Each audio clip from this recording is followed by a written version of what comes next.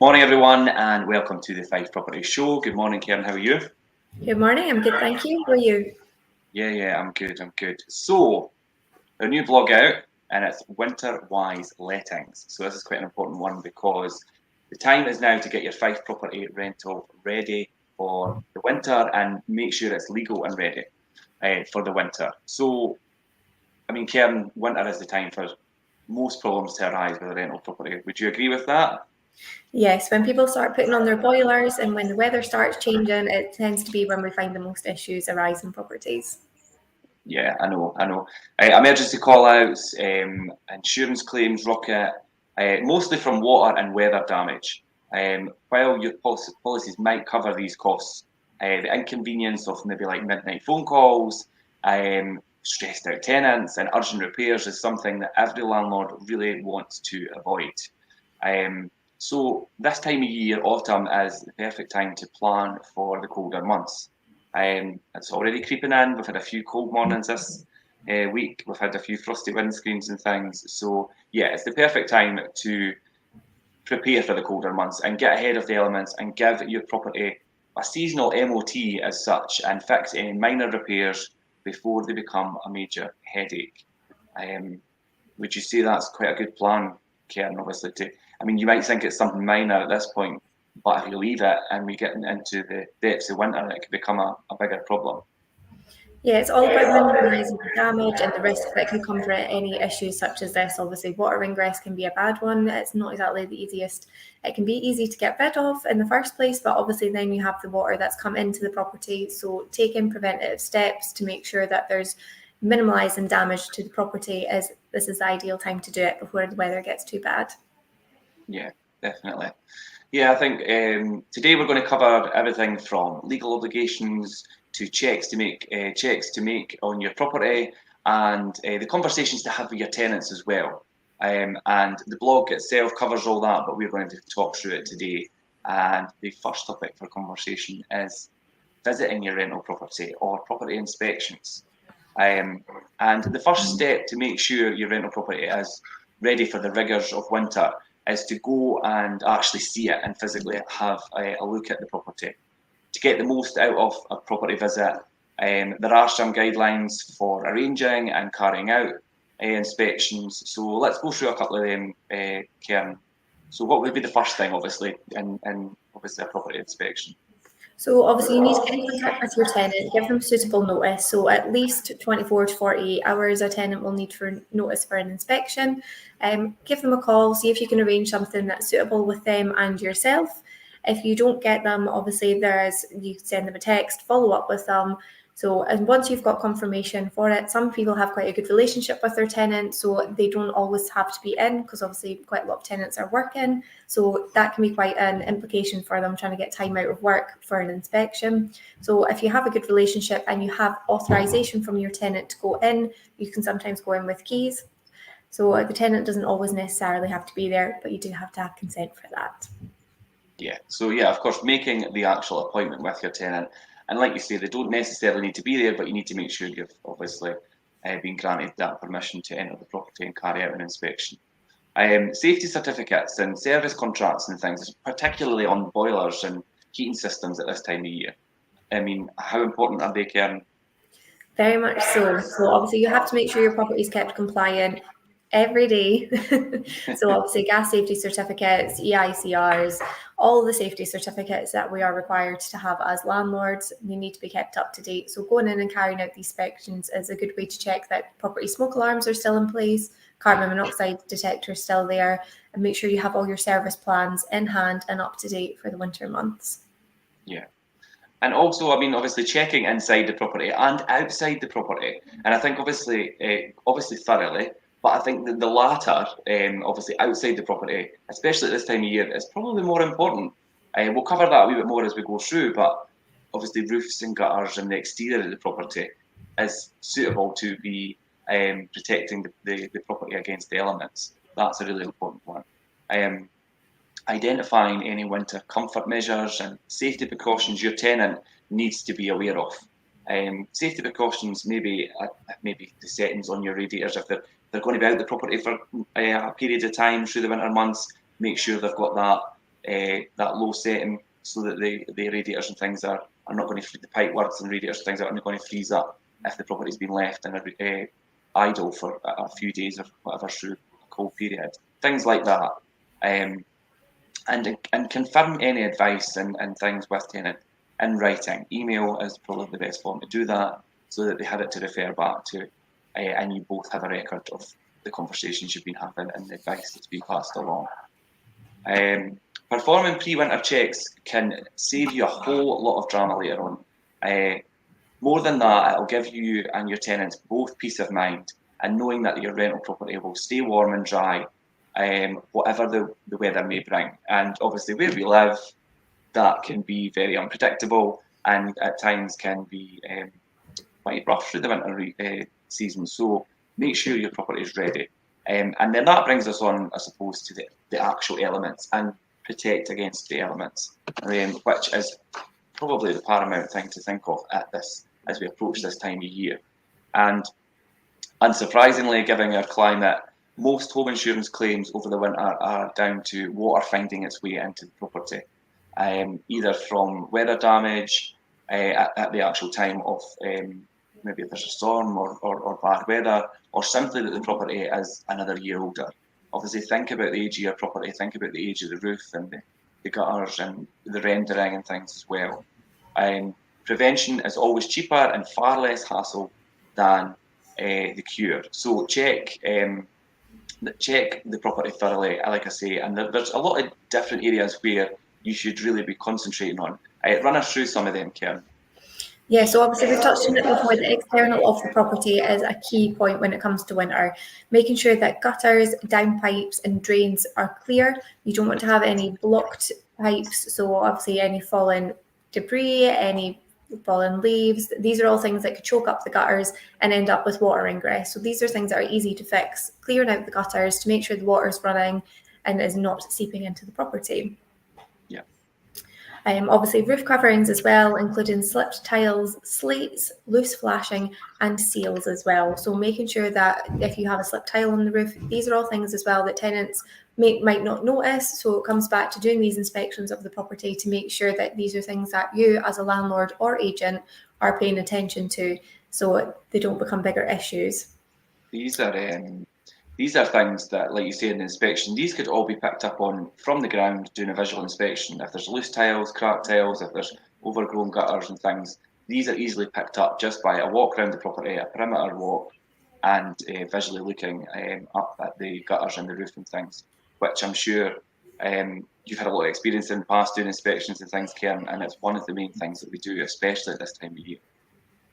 It is the amount of tenants that we've gone to and their property, the gutters have been choked, there's growth in them, it happens, but a simple clearing out of them can prevent so much damage to a property. We've seen it before where maybe the tenant's not noticed it to start with and it started seeping in and affecting the property itself, whereas if that had been dealt with in the first place, it wouldn't have caused an issue. So making sure that you are doing regular inspections to these, so these things don't escalate to damage in the property. Yeah. But I mean, there's obviously other things as well, such as like your windows for the property, making sure that the seals are all water and airtight. You don't want to be having a drafty property, especially just now with the energy bills going up. Yeah. And making sure any wood or paint work is in need of repair. So sometimes the properties have got wooden windowsills. These can get rotten over time if they're not treated correctly. So making sure that these are kept maintained throughout the tenancy. Yeah, I mean, a lot of people now obviously have like new PVC windows and doors, but timber frame double glazed units are fine, and they're actually, as long as they're looked after and regularly maintained, they're no different against the elements and things than a UPVC. But over time, yeah, and you've got yours looking great. Yeah, and they're actually, I've seen them in better condition than quite a lot of UPVC ones. They've held up because they've been looked after, and I continue to do that. Yeah. So it just shows that if you look after something, you don't have the expense of having to replace it all in the long run. Yeah, I mean, I remember a few years back I sold a property and it had the timber frame windows, and they were there from when it was a newer build. I think they were built around 2000. So I mean, it was getting on in terms of the age of the windows, but they were like brand new, and I'm like, have you had them replaced? But I thought, And obviously in my head thinking, surely we've not replaced them with timber. If you're going to replace, you're going to replace. And they're like, no, we do them every year religiously, and they were like brand new. So it just shows obviously regular maintenance and keeping up on top of things definitely extends the age of windows and doors if they're timber frame. What else, Karen? The exterior of the property is quite an important one. So what else? Yeah, so taking into account things like boundary walls and fences, you don't want any rotten like fence posts or loose panels that might collapse in high winds.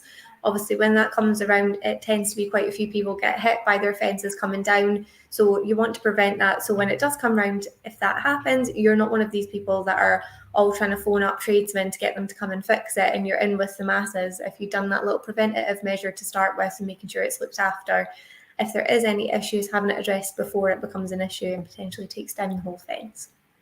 Yeah, we had a lot of that last year. Obviously, with the high winds and storms, and fences were coming down everywhere. We sit at home when there's bad weather and know that the phone's going to start ringing. But that's obviously being a letting and managing agent. That's part of the parcel. But we know when to expect the phone calls, and high winds and bad weather is that time. What about things like chimney pots and things as well? Obviously, as part of the roof.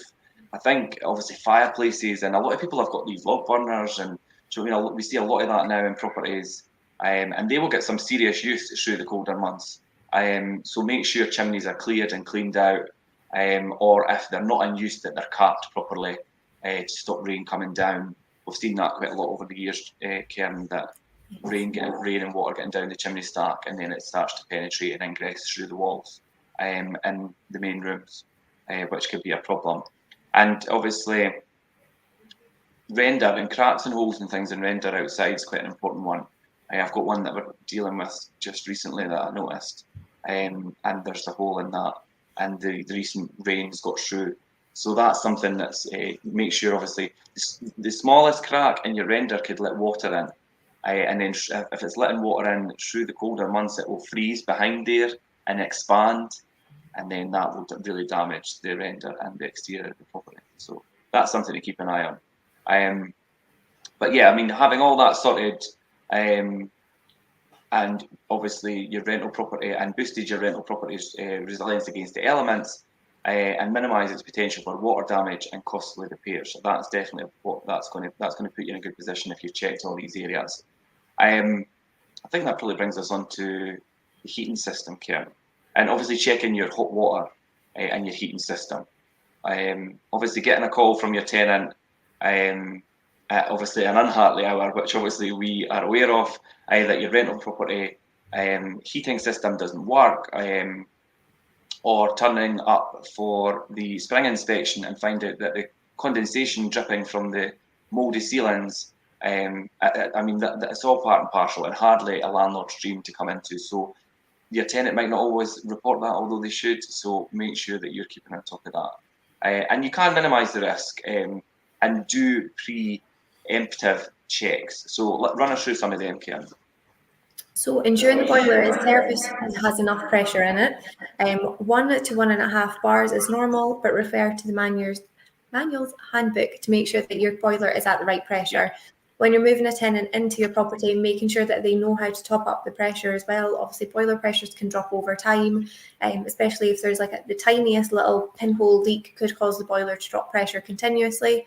So making sure that the tenants know how to top up the pressure on their boiler, because if that is not topped up and the boiler doesn't have the required pressure, it will not work. Yeah. And you don't want to call out an emergency call out, especially for a contractor to be going out and all they're having to do is top up the pressure for it to get the boiler working again. So making sure your tenant knows how to top up the pressure on their boiler as well. Yeah. Simple things as well, like turning on the radiators to make sure that they're heating up fully. Obviously, if you have a radiator that is hot at one side and not the other, it potentially needs bled. So making sure that the air is out of the system.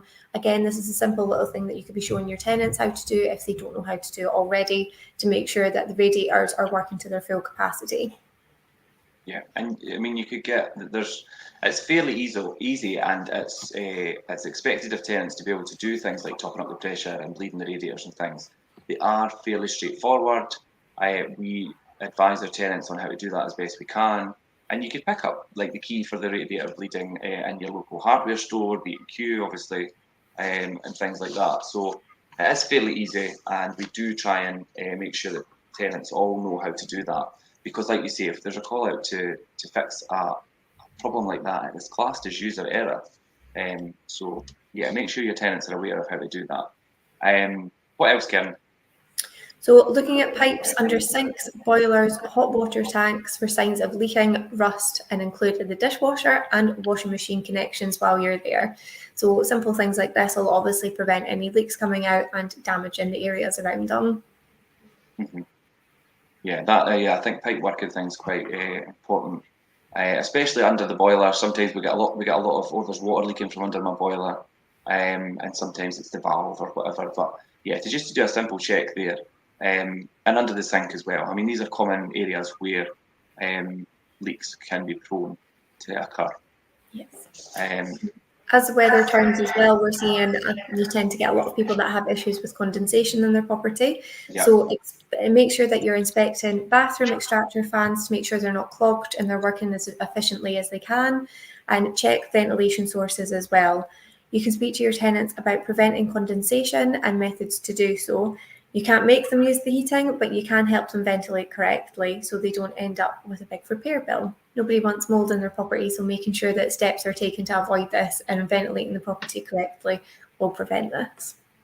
yeah, definitely. I mean, extractor fans, if they're in place, they need to be used. That's what they're there for. If not, then open the windows. I think even if not, open the windows as well anyway. I mean, let air circulate through the property, whether it's the bathroom, the bedrooms, or the whole house indeed.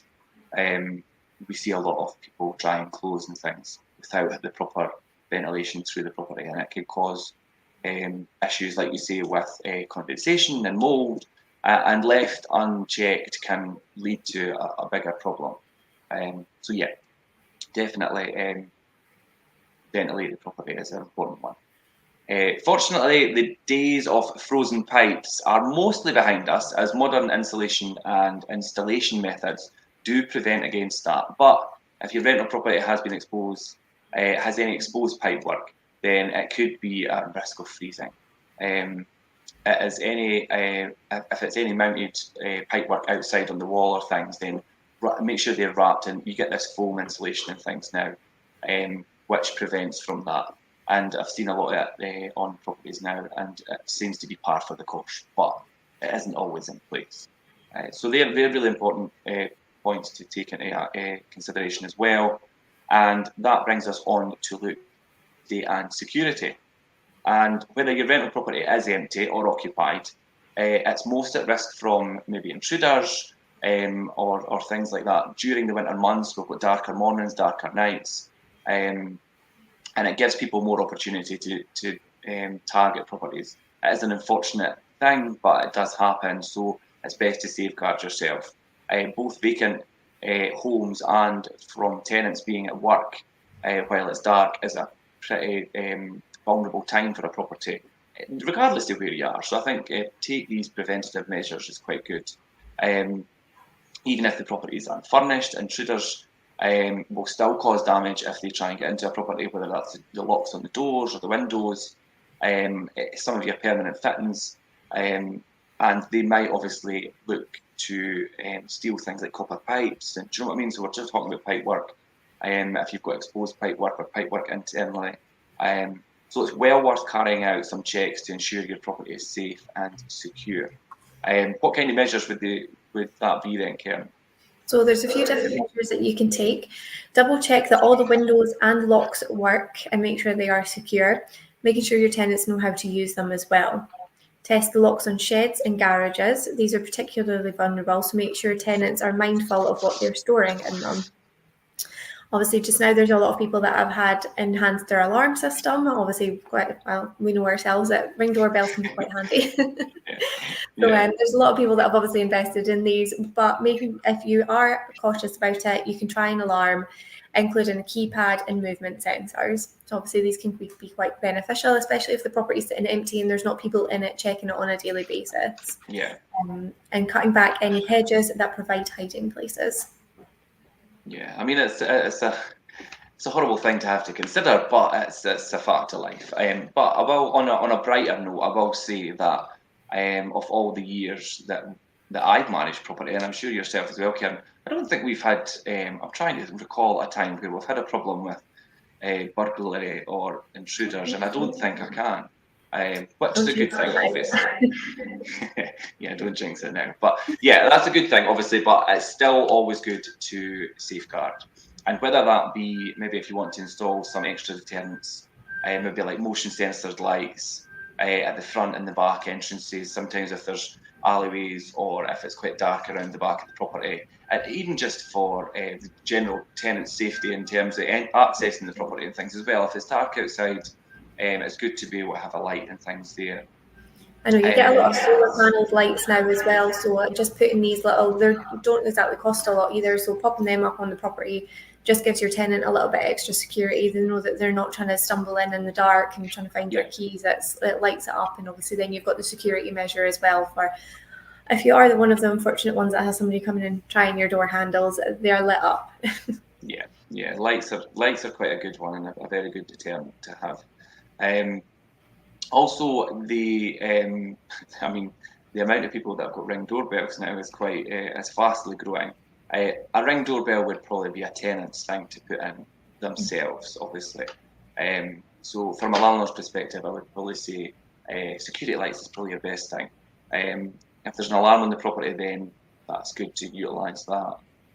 Just make sure that your tenant has a record of the code, and also your agent has a record of the code, because we need it as well. So we've had a few alarm instances throughout the years, Karen. But yeah, just make sure the code is duly noted with the agent and the tenant as aware. Yeah, and you might electric strip as well. Your tenant will need that to reset the code for it. So even if it's not particularly for tenant use, they will need the code for it. And ideally, if you have a manual for it as well, it's ideal to be leaving so the tenants know how to operate it correctly. Yeah, I think manuals for a lot. If there's appliances in the property, if there's obviously for the boiler and things, it's quite handy to have the manual and things there. So we do have some amazing landlords who have a whole manual folder, and user manuals and things, which is great. Although we do provide move-in parts and things for tenants, some great landlords do have their own versions, which is a good addition, and it's really helpful for a tenant as well. So yeah, security aspects of things are really important. That does bring us on to following the letter of the law, really. And landlords do have a lot of legal obligations, as you and I are aware, and I would imagine a lot of people that are watching, if you're a landlord or an investor, you'll be aware of a lot of changes in legislation, and failing to meet them can have huge ramifications, huge ramifications for your tenancy, for handling disputes and getting the property back as well. You are responsible for providing a home that is safe, secure, and habitable. So now is the perfect time to ensure your rental property makes the grade before winter kicks in. And there's a few points to look at in order to do that. So let's run through some of them then, Karen. What would be the first thing? Gas and electrical safety certificates are up to date and carried out by qualified engineers and electricians. These are obviously key safety certificates. Yeah, a gas and electric. I mean, gas is paramount for me. It always has been. I mean, I was, before even electrical safety was in legislation, gas safety's, been there from when I started anyway, and it's always to me been the paramount thing, to make sure a gas safety is in place.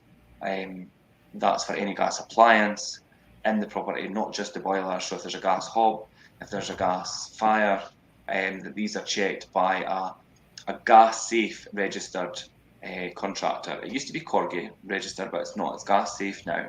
And then likewise now with the new legislation with electric safety, you need an electrical installation condition report. This checks all your sockets, pat tests all your appliances. You have your smoke alarms and things as well, which we'll move on to in a second. But the electrical safety is quite important as well. And it needs to be done by a select qualified engineer. So that's gas safe and select for your your electrics. So yeah, definitely the two important ones. What next, Karen?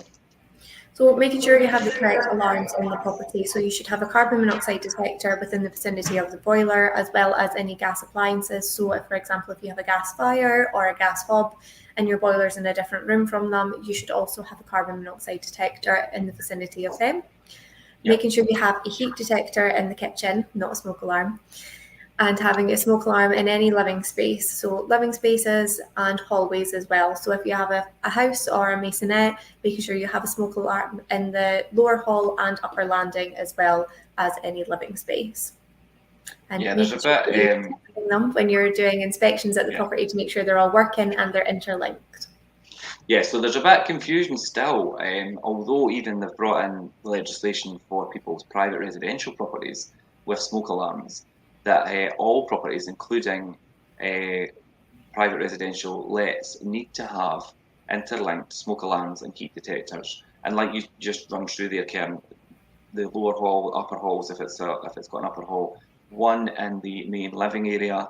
Now, if there's a living area where there's a split in the room, do you know sometimes if you've got archways into maybe a lounge diner, leave it up to the select registered engineer to obviously look at that and see what's needed. But usually, if there's maybe an archway through into the second part of a room, you might need two smoke alarms, one on either side of this arch, because they are technically, if you think as smoke rises, and it would take obviously time to come under the lip of the arch, if that makes sense.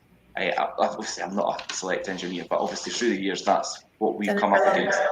Yeah, and then obviously the difference between a heat detector in the kitchen than an actual smoke alarm. Heat detector in the kitchen is there obviously for the purpose of a fire, which is more likely to occur in the kitchen, obviously, where the cooker and the and cooking and things is taking place. So there is a difference in that. Now, when we first done the electrical installation condition reports, when the legislation came in 2017, Karen, it was required that all the smoke alarms were hardwired and interlinked.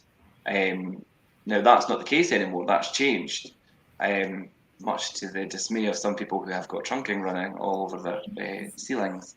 But that's the Scottish Government that changed that, and obviously the legislation changed, and we have to abide by that now.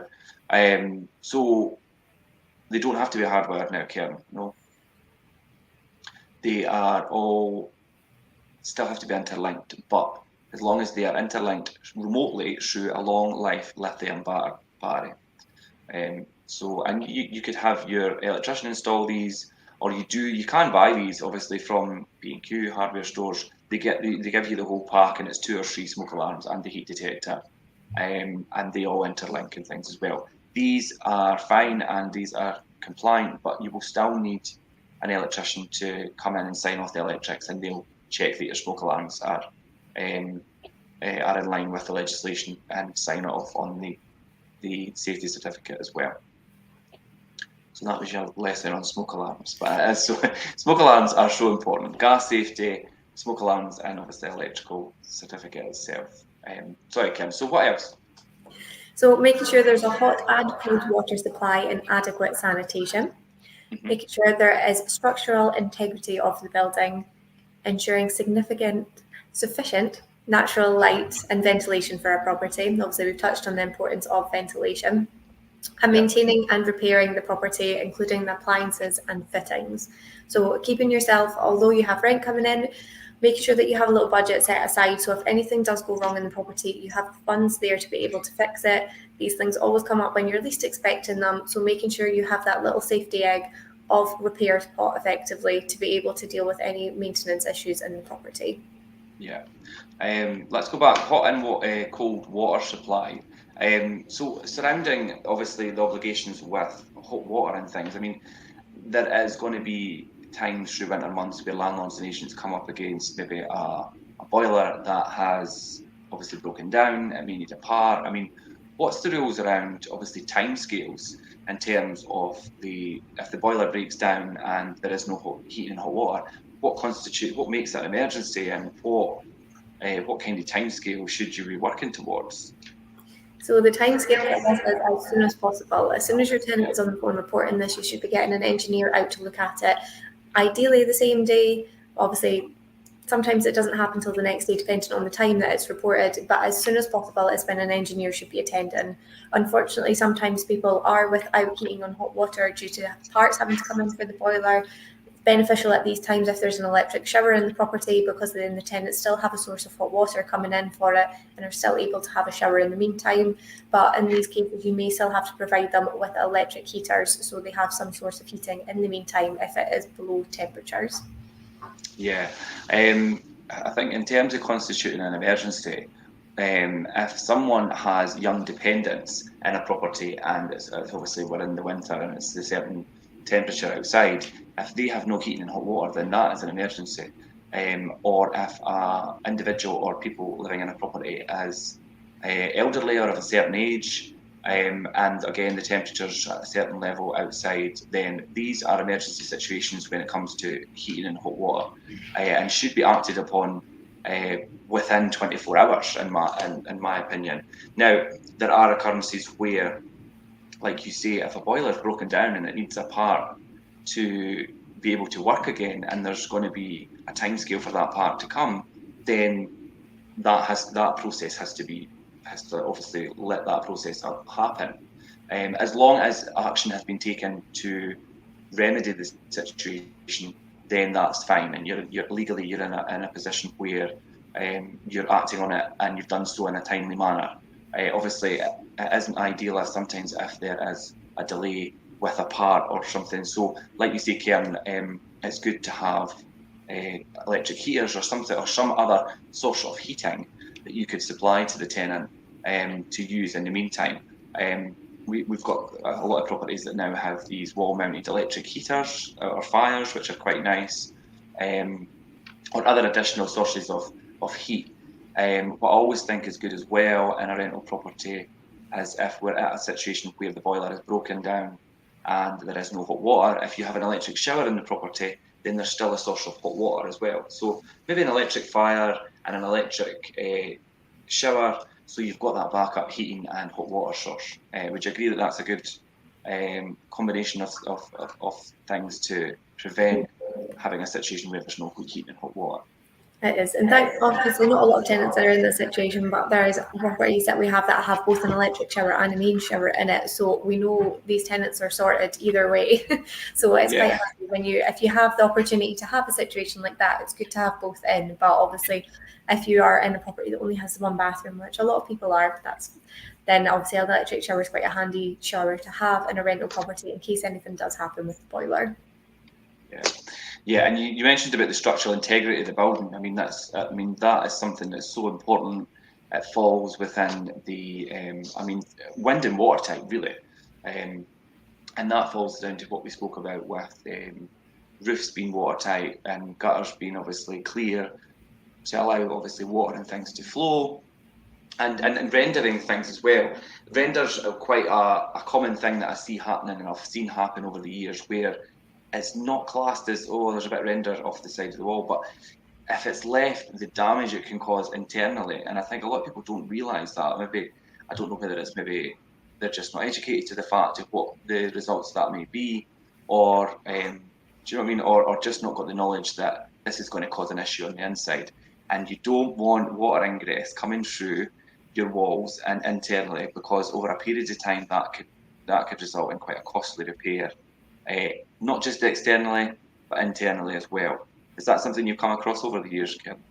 Yeah, obviously the smallest crack or the smallest bit of missing rendering can cause water to get into the property. So if it's picked up in the first place when it's quite a small issue, it can be addressed. Obviously, the longer it's left, the more it will spread, whether it's more rendering coming off, a crack getting bigger. So these are things that need to be addressed with when they're first noticed, so it doesn't progress to becoming an issue of causing water ingress to a property. Yeah, again, it's preventative measures on these things. Natural light and ventilation. You've covered ventilation, Karen. It's a topic I know that you like to stress to tenants. please ventilate. So, would you like to? I mean, you've covered it briefly before, but I mean, you want to elaborate a little bit on the importance of ventilation? Yes, so nobody wants mold in their property. So making sure you are opening windows and ventilating the property. Obviously, you're going to be having your heating and hot water on. So when the property is heating up, it's building up to a temperature. As it then cools down, it's reaching that point where condensation will occur. It is common in properties, it will happen, but making sure that you actually deal with it and not just let it get worse and worse. And then you're phoning up your landlord when your wall's covered in mold because you've not done anything about it. So you can get things such as obviously opening the windows. My windows get a lot of condensation on them in the morning, so I have a little window vacuum that I go around and clean them with each morning just to take it all away. Your body, when you're asleep, can produce up to a litre of water. So when you're waking up in the morning with condensation, Well, there's interesting facts for today. So you can produce a lot of water just when you're sleeping, basically. So making sure that you're opening your windows. If you've been in the shower, open the window, leave it open for a while after you have been in the shower to let the fresh air come in, and use an extractor as well. If it does come to the point where you do have a bit of mold caused by condensation, it's easily cleaned away. You can get a bit of bleach and water and clean it down, or you can get a mold and mildew spray, which I swear by. I usually have a bottle in the car, so if any tenants are having issues with it, give it a spray. By the time I've done the end of my inspection, it's gone away. And then it's just obviously educating them to make sure this is how they are dealing with it going forward. Yeah, and that's one of the most important things, is to educate people on how to do, and then they've got that knowledge to then obviously utilise the measures to prevent things moving forward. It's so important. Natural light is such an important thing as well. Obviously, I think where that would probably come into play, I mean, you maybe see tenants and things who don't open their curtains or their windows, which is just so bad. But I mean, it's not to enforce how people live, but it's not just how people live, it's how people live affect the fabric of the building. But also, I think I've seen, obviously, if there's conversions or changes to the layout of a property and things, you need to really be making the right decisions on windows and obviously where they're positioned and how that's going to allow obviously air to flow and light to get into the property and things as well. These are all things that will help the property, but also make it more pleasant for the tenant to live in the property. And I think it's simple things like this that are quite often overlooked. So it is something to take into consideration. And in general, for me, it's maintaining and repairing property in general. And that does come right down to even things like the if there's appliances and things included, or are all the fixtures and fittings in the property as well. I mean, do you have any examples of that to cover, Karen? Yes, obviously, if you're doing a furnished property, you're going to have a lot more items in it than you would typically an unfurnished one. Whatever a landlord provides with the let, unless it's gifted to the tenant, they have responsibility for. So if you've left a microwave and it stops working, you will be responsible for replacing that. Likewise, with any white goods, fridge, freezers, ovens, washing machines, if you have left them as part of the let, you will be responsible for the upkeep and maintenance of them, whether that's either repairing or replacing them if anything goes wrong. Yeah. So how does gifting appliances work then? Just briefly. So sometimes we've had a property and perhaps the landlord has an older appliance in it and they don't want to be responsible for it anymore, but the tenant that we have would like it. So we draw up a letter that states to the tenant that they have been gifted the appliance. So this basically transfers the ownership to them. They have full use of it, but if anything happens to it, the tenant would then be responsible for replacing it with their own one. Obviously, if the tenant vacates the property and a said item has been gifted, they can take that item with them because it is effectively theirs. Yeah, that's quite a good thing as well, because often we see maybe appliances of a certain age which still work perfectly fine, but obviously the responsibility of replacement and fixing things, it might be something that a landlord doesn't want to take on, and they could quite rightly take that out and not include it as part of the let before the tenant moves in, or before the property's marketed, should I say, really. But some tenants might get the use of these appliances, so it's good that you could then say, well, you can use this and this is yours, but obviously if it needs to then be replaced, that's up to you. There is one thing I would say with that, is that if there's ovens, hobs and extractors and things that are integrated into the kitchen, because typically we see now new kitchens and things usually have an oven and a hob and an extractor which are integrated into the unit. You can't do it with an integrated appliance. That comes as part of the let, and its maintenance and upkeep does fall back to the landlord to do that. So that's something to bear in mind. we don't see a lot of kitchens now that have freestanding ovens and cookers and things. But I mean, obviously they still exist. But we tend to, for the best part, have integrated ovens and hobs and things. So your landlord or your agent, if there's anything wrong with them, will come back. You will go back to them for to do a repair. What about fittings and things as well? Making sure that things like maybe light switches and fixtures and things throughout the property. Yeah, so making sure that there's no cracked light fittings or sockets, making sure things like your doors close properly. These are all just simple little things that obviously a landlord would be responsible for making sure are upkept. Obviously, if a tenant comes in and causes damage and breaks the socket, the tenant would be liable for getting an electrician to replace it. But if it is just being caused by an issue, for example, that before a tenant moves in, there's a cracked socket, the landlord would get it replaced. Yeah, I mean, yeah, I think things, all the simple things, and we've covered it in a lot of previous shows, and you can see that in the playlist that we've done several shows about the checks that you can do. It's silly things like door handles being loose and doors not fitting or doors not closing right. There's a lot of different things where you could pick up on small maintenance issues, which will save you a lot of hassle further down the line. And like I said before, it always makes things a lot more pleasant for the tenant, and it makes the let run a lot easier. I think we've covered quite a lot in terms of the status of your rental property's repair, and then also we just spoke about obviously obligations with the legal elements of things and legislation. Now there is the need to stay on top of the ever-changing legislation to protect yourself as a landlord and us as managed agents as the landlord as their client, and stop the risk of anybody falling foul to the law. That for me is a really important thing, especially with the amount of changes that does come in to the legislation and has done over the years. I mean, I know how things have changed so much in 10 years plus since I've started. I mean, Karen, what are you, 6 years now? Yeah. And how much, I mean, you done, we all done our Letwell qualification. We were part of the first group in Scotland to do the Letwell qualification. But you come in at a time where the electrical safeties that all come into play, and so you've went through quite a lot of changes to the legislation. And do you think? Would you agree that sometimes it can be difficult for landlords to keep up with it? It can be. I mean, obviously, the changes that I've seen over the time that I've been here, obviously, we had the introduction of the EICRs, the change from short assured tenancies to private residential tenancies.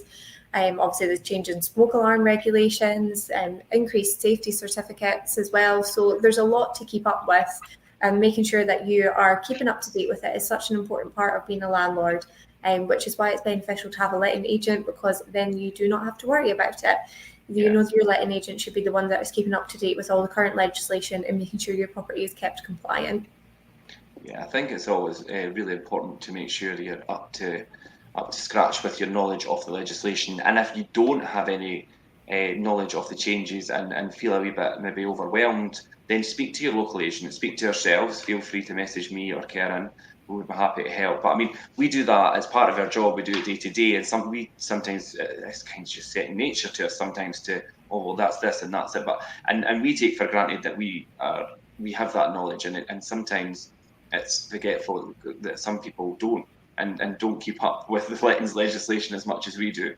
So it does pay dividends to have somebody who's knowledgeable on your side when it comes to lettings legislation, and obviously having your rental property in a condition where it's suitable for tenants and ready for the market and things as well. So on that note, I mean, any final thoughts and on winter-wise lettings and having your property ready for the winter, Karen?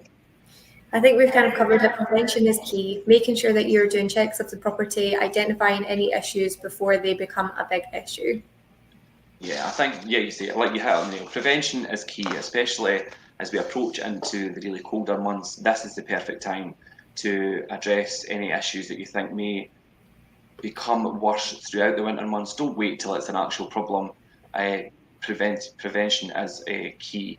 And I think that the best way to do that is to have a good relationship with your tenant, be able to go out there quite freely and have a look and check things. If you've got a good relationship with your tenant, they will be quick in updating you of any small issues, and you could have them addressed at a cost that maybe will be marginal compared to a bigger repair that might become the problem with something that's been left unattended to.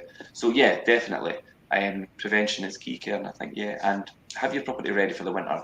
There's a lot of points that we've covered today. The blog, the link to the blog is in the post.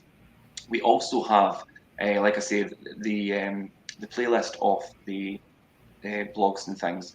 You could look through them. There's lots of different blogs that we've done and videos and shows that will show people how to really look after the property and your tenant as well, and it will make your life a lot easier as a landlord. So thank you very much for joining me this morning, Karen. That was great. Quite an informative topic and very relevant for this time of year. Now is the time to be ready for the winter. So thank you for joining me this morning, Karen, and I hope you have a nice day, and thanks everyone for watching. Bye.